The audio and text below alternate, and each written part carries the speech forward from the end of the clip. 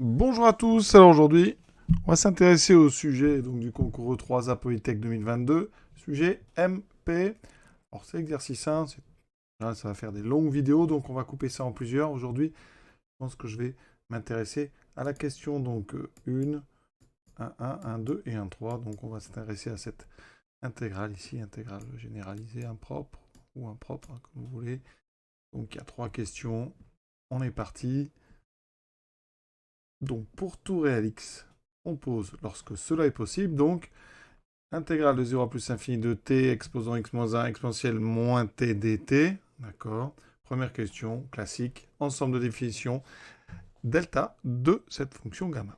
Dans ce genre de questions, il faut être très très précis, donc il y a des théorèmes avec des conditions, donc il va falloir vraiment être rigoureux. Donc première chose, la fonction alors, qui a t associe donc t exposant x moins 1 exponentielle moins t. Alors, je rappelle brièvement quand même, vous le savez, mais que t exposant x moins 1, c'est donc exponentielle de x moins 1 ln de t. Donc, effectivement, notre intégrale, il y a un petit souci en 0, donc on verra ce qu'on en fait. Ici, donc cette fonction, on va en avoir besoin, elle est continue, et comme on utilise pas mal de théorèmes avec la positivité, on va dire tout de suite continue et positive. Donc, sur, alors, pour l'instant, c'est donc sur R plus étoile, donc 0 plus l'infini à cause de ce ln de t. Voilà, ça important. Les conditions d'application des théorèmes d'équivalence et de comparaison. Donc avec ça, pour l'instant, ça veut dire que cette fonction, alors, on va lui donner un nom, hein. Ici, je vais appeler f de f petit x. Hein. F petit x, elle est intégrable, donc sur n'importe quel segment, hein, sur tout segment de donc 0 plus l'infini. Donc maintenant, on va s'occuper du problème donc en 0, convergence en 0 et convergence en plus l'infini. Donc qu'est-ce qu'on a? Alors, tout d'abord, exponentielle moins t, hein, c'est équivalent. Alors, comme il y a du x et du t, on va vraiment être précis. Équivalent quand t est envers 0, c'est équivalent à 1, d'accord? Donc ce qui m'intéresse, c'est t exposant x moins 1. Alors, t exposant x moins 1, pour clarifier les esprits, c'est peut-être mieux de le mettre sous la forme 1 sur t exposant donc 1 moins x, comme ça on a des puissances. Et on sait que ça, eh bien, ça va converger en 0, hein, l'intégrale. C'est l'intégrale donc au voisinage de 0 à droite. Si, eh bien, on a cet exposant-là, hein, qui est strictement plus petit que 1. D'accord? Donc, hein, notre fonction, donc f de x, appliquée en t, donc celle-ci, elle est équivalente quand t tend vers 0, donc à 1 sur t, 1 moins x. Ce sont deux fonctions positives équivalentes, hein, d'accord? Positives, d'accord, les deux. Ensuite, on sait que 1 sur ceci, cette fonction-là, est intégrable, au voisinage de 0. Donc, on va intégrable près de 0, donc au voisinage de 0. Ainsi, eh bien, on va se mettre très précis, ainsi et seulement si 1 moins x est strictement plus petit que 1. Donc, ça nous fait x plus grand que 0. D'accord? Donc, déjà, cette intégrale cette intégrale gamma de x, déjà, elle ne fonctionne que pour x strictement positif. Donc ça, c'est une première chose. Hein, d'accord? Parce que dans ce cas-là, eh bien, hein, pour x strictement positif, donc eh bien, gamma de x, hein, enfin pas gamma de x, pardon, la fonction qui est à l'intérieur, donc f de x, hein, est intégrable. Donc au voisinage de 0. Voilà. Pour éviter ces histoires de voisinage, hein, pour simplifier la rédaction, vous pouvez aussi dire est intégrable comme ça et prendre intégrale sur un segment, hein, ouvert en 0. Hein. Vous pouvez par exemple prendre intégrale sur 0,1. Comme ça, vous évitez cette rédaction avec voisinage. Hein. Donc ici, intégrable sur 0,1. Donc là, on a procédé par équivalence avec deux fonctions positives. Hein, on a la continuité. Et donc, ça veut dire qu'ici, pour x strictement positif, c'est bon. Comme c'était une équivalence, ça veut dire que déjà, hein, gamma n'est pas défini pour x inférieur ou égal à 0. Donc déjà, c'est que pour x strictement positif. Et on a réglé pour l'instant que le problème en 0. Maintenant, problème en plus l'infini. En plus l'infini. Alors, là, c'est une histoire de croissance comparée, hein, d'accord? Eh bien, on va multiplier par, comme d'habitude, t carré. Donc, t carré fois t puissance exponentielle moins t, c'est donc égal à t. Donc, on aura x plus 1 exponentielle moins t. D'accord? Et on sait que déjà, x est strictement positif. On ne peut pas être inférieur ou égal à 0. Ça ici, or, eh bien, c'est une croissance comparée. Pour tout x strictement positif, x plus 1 est donc strictement positif. Donc, la limite, quand t tend vers plus l'infini de t exposant x plus 1 exponentielle moins t est égal à 0.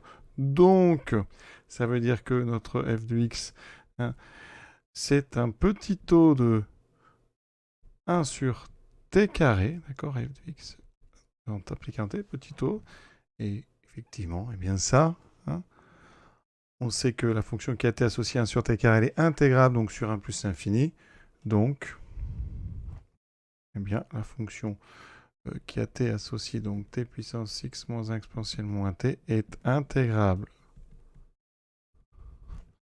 sur, donc ici on va se mettre en 1 plus l'infini, d'accord, comme ça, au voisinage en fait de plus l'infini, et bilan, donc, eh bien, ça veut dire que la fonction, donc t, qui a t associé t puissance x plus 1 exponentielle moins t, est intégrable sur 0 plus l'infini, puisqu'elle est intégrable sur 0, 1 ouvert en 0, et sur 1 plus l'infini. Donc, gamma est défini, donc, et converge en fait sur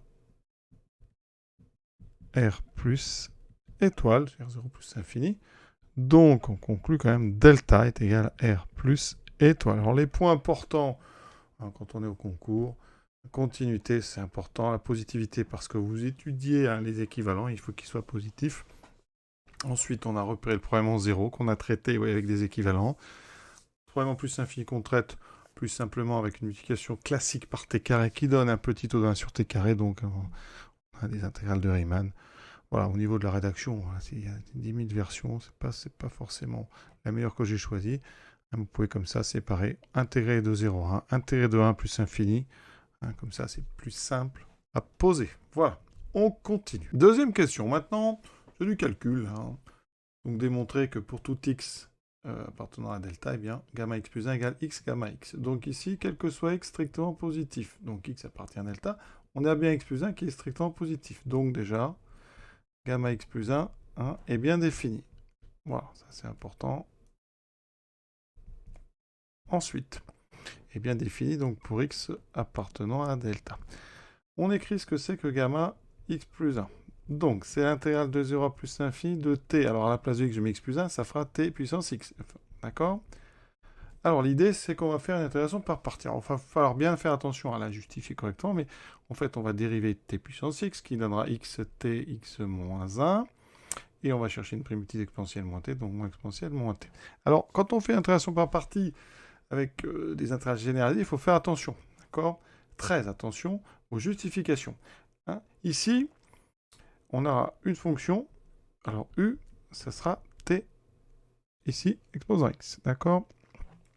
Et en fait, v, c'est celle du haut. v de t, c'est moins exponentielle moins t.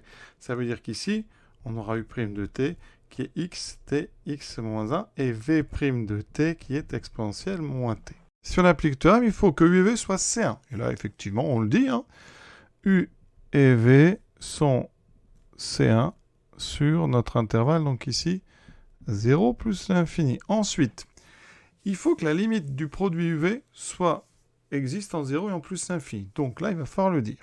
Donc, sur votre copie, on va calculer. Donc, u t fois v de t, c'est ce qu'on va trouver en fait entre crochets.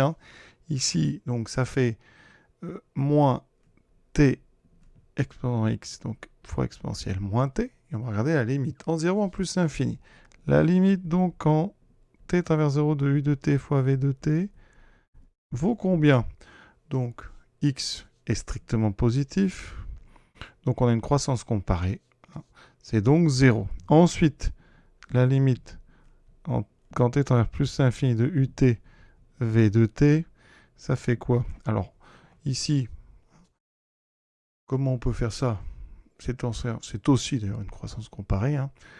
Vous avez du t puissance x sur exponentielle t, donc ça tend aussi vers 0. Donc là, il n'y a pas de problème, ça veut dire que vous allez écrire ceci, ceci, donc, eh bien, on peut faire l'intégration par partie. Donc ici, ça va nous mener avec, entre crochets, le produit UV qu'on vient d'étudier, voilà, et en 0 plus infini, ça fera 0, donc ce crochet-là, il va disparaître, il vous restera une nouvelle intégrale, généralisée elle aussi, impropre, hein, qui est de même nature que la première, c'est-à-dire qu'elle converge aussi. Ça me donne ici, donc, intégrale de 0 à plus l'infini, des deux qui sont en jaune. Alors il y a un moins, donc ça, ici ça transforme ça en un plus, j'ai un x qui traîne, j'ai tx moins 1, exponentielle moins t dt. Je vous ai dit que les deux limites valaient 0, donc le crochet disparaît. Il me reste ici le x indépendant de t, je peux le sortir par linéarité.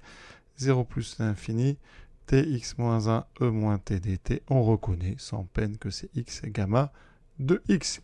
Voilà, une question de plus. Question 3, encore une question calcul, donc là, un peu de technique, on va y arriver assez tranquillement. Donc on va toujours essayer d'être rigoureux, donc on va partir de gamma n plus 1 demi. Alors ici, donc on prend donc n, donc on prend quel que soit l'important n, on a n plus 1 demi, qui est comment? Qui est bien supérieur strictement à 0. D'accord? Donc, précaution, un gamma n plus 1 demi, c'est bien défini, donc ça existe. Voilà, c'est la première chose. Ensuite, je rappelle que pour tout x strictement positif, gamma x plus 1, c'est x gamma x. Ça veut dire qu'ici, alors, il faut un x strictement positif. Donc, pour tout n appartenant à n étoiles, hein, on va prendre une non nulle. Hein. Alors, nous, on nous a donné un gamma 1,5 égale racine de pi. Vous allez voir, on va s'en servir, c'est très important. Hein, si on nous le donne, d'ailleurs, c'est parce qu'on en a besoin. Hein, donc ici, c'est-à-dire que pour n non nul, on peut écrire donc quoi? Eh bien, que gamma n plus 1,5. Alors, qu'est-ce qu'on va faire? On va essayer d'utiliser ça, évidemment, astucieusement. Hein. Gamma n plus 1,5, vous devez transformer ça en une somme plus 1, enfin un nombre plus 1. Donc, c'est tout simplement, si je mets plus 1, c'est donc n moins 1,5. D'accord?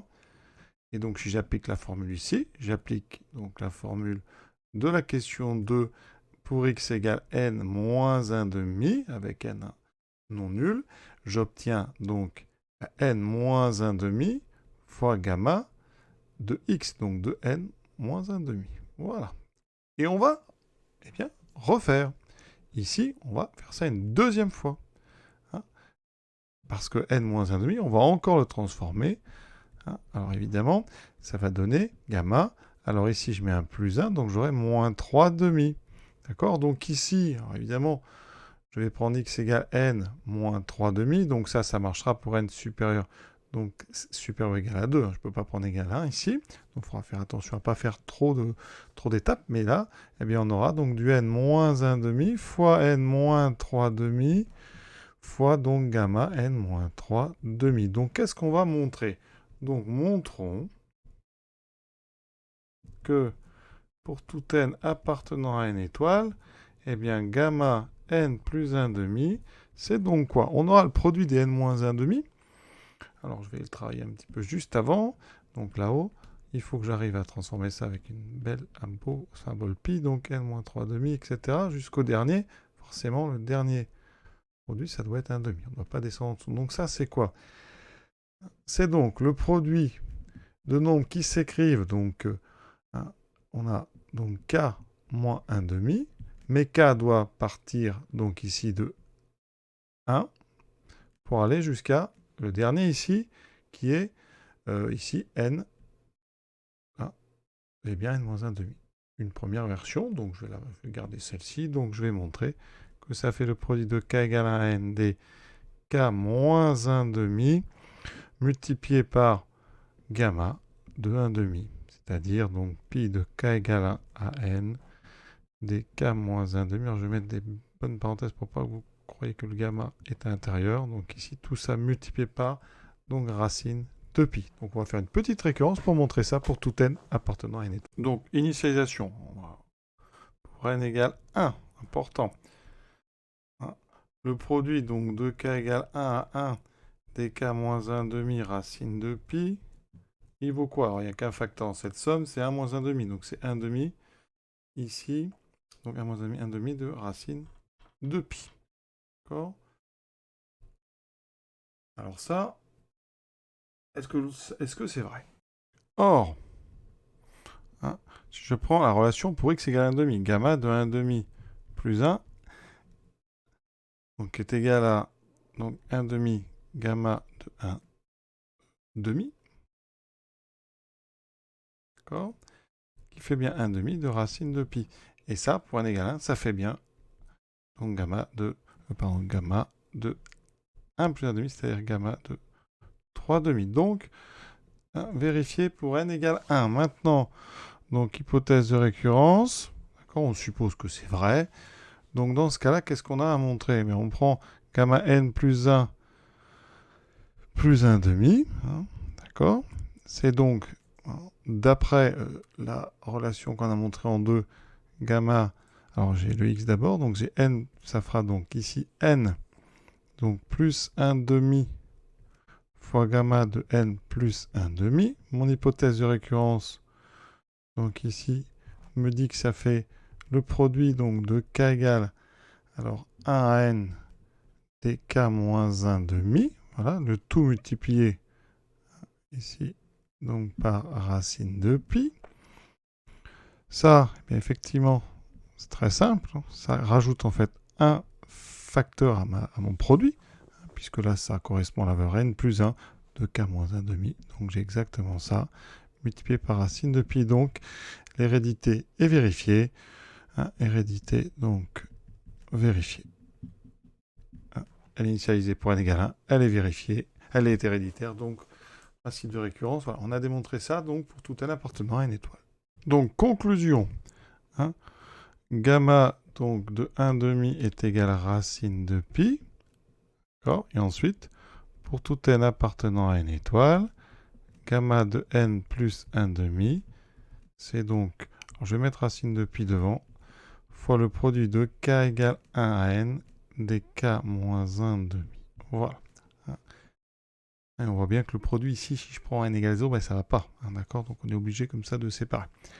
Alors, maintenant, donc, on m'a dit en bleu, ouais, j'ai surligné en exprimant le résultat les deux facteurs. Donc il va falloir transformer ce résultat. Alors ça, c'est un grand classique, on l'utilise très souvent. La première chose à faire, c'est dans notre produit, c'est de d'abord mettre au même dénominateur. On va avoir donc ceci. 2k moins 1 sur 2. Voilà. On va sortir le 2. C'est un produit à n facteurs, donc j'aurai 2 puissance n. D'accord? Et donc maintenant, je vais avoir un produit avec ici, donc tous les nombres impairs, de 2n moins 1, jusqu'à, donc on a 2n moins 1, il y en a plusieurs, 2n moins 3, etc. Jusque ici, donc pour k égale 1, ça me fera 1. Donc j'ai produit tous les nombres impairs de 1 jusqu'à 2n moins 1. Alors c'est pas une factorielle, parce que vous voyez qu'entre les deux, il en manque certains. Donc ce qu'on fait, alors le racine de pi et le 2 puissance n, on les laisse devant. Ce qu'on fait ici, eh bien, c'est qu'entre chacun de nos nombres impairs, on va intercaler le nombre pair. Hein, et on va même en mettre un devant. Donc ici, hein, on va intercaler. Donc je vais intercaler 2n. Ici, je vais intercaler 2n moins 2. Ici, 2n moins 4. Vous avez compris l'idée. Et jusqu'à ici, on intercalera 2. Ça veut dire qu'en bas, eh bien, je dois rajouter 2 fois n. 2n moins 2. 2n moins 4, etc. jusqu'à 2. Qu'est-ce qu'on va faire? Alors déjà, vous comptez ici, il y a n facteurs. D'accord? On va factoriser tous ces facteurs par 2. Ce qui veut dire que j'ai n2 qui vont encore apparaître. Donc là, j'avais déjà 2 puissance n. Donc maintenant, j'ai 2 puissance n fois 2 puissance n. Ce qui fera 2 puissance 2n, bien sûr. Et maintenant, en bas, ben, j'ai n fois n-1 jusqu'à 1. J'ai donc en bas fait apparaître n factoriel. Et en haut, qu'est-ce que j'ai fait apparaître? Mettre tous les nombres de 1 jusqu'à 2n qui se multiplient. C'est donc 2n factoriel. Donc le résultat, très beau résultat d'ailleurs, c'est racine de pi fois donc 2n factoriel sur 2 puissance 2n fois n factoriel. Et on peut remarquer quelque chose, parce que là, je suis obligé de faire une formule pour l'instant pour n étoile et pour n égale 0. Eh bien, regardez, si je prends pour n égale 0, hein, racine de pi sur 2 puissance 0 fois 0 factoriel fois 0 factoriel, 0 factoriel, ça vaut 1. Il me reste en fait racine de pi. Eh ben c'est parfait. Pour n égale 0, ça donne en fait gamma de 1,5. Donc, on peut généraliser cette formule. Pour tout n appartenant à grand N, eh bien, gamma de n plus 1,5, c'est en fait donc racine de pi fois donc 2n factoriel sur 2 puissance 2n fois n factoriel. On a terminé cette jolie question et cette partie 1. Pour la prochaine vidéo, donc on s'attaquera à la question 2, un peu plus courte, parce qu'il n'y a que deux choses. Donc existence d'une intégrale donc impropre. Et ensuite, on va utiliser les résultats, ce magnifique résultat qu'on vient de trouver, pour calculer l'intégrale ici, IN. Voilà, à très bientôt.